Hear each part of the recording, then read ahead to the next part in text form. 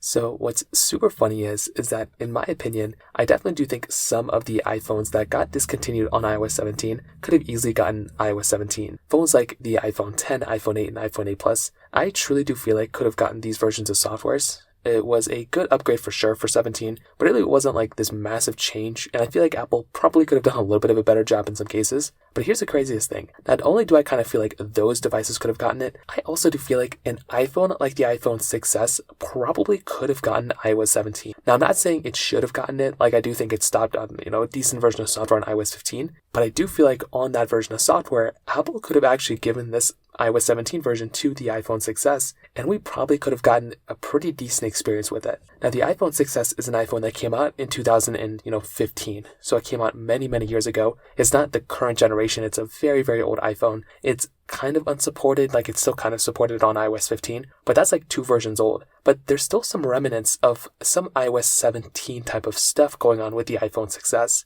The first thing being, basically, the last couple of updates, whenever the iPhone 6s, whenever the iOS 17 devices got an update, the iPhone 6s also got an update, which is pretty crazy. And now we're on iOS 15.8, which is actually pretty insane. I never thought we'd get that version of software, but the fact that Apple's like alongside iOS 17, still not only supporting iOS 16, but also supporting iOS 15 is pretty insane. And when I look at the feature difference between iOS 15 and iOS 17, of course there's some pretty big changes, but I also do feel like there's a lot of similarity. And for a lot of the, I guess for the main thing being like the widgets on the home screen and like the different lock screens and stuff, okay, that maybe, may not have, the success may not have had enough power to do that. But I still think Apple did a really good job on iOS 17 and bringing those types of features in, and it being kind of a small upgrade. I do feel like the iPhone 6s probably could have handled those types of things. With it having 2 gigabytes of RAM, of course that is a very outdated phone. It is still a very, very interesting thing to me in my opinion. So what I'll definitely tell you is the iPhone 6s from that specific perspective, I truly do feel like could have probably gotten iOS 17. It's kind of insane because when it kind of comes down to it, you would look at a device like the iPhone 6s as it being a super old one,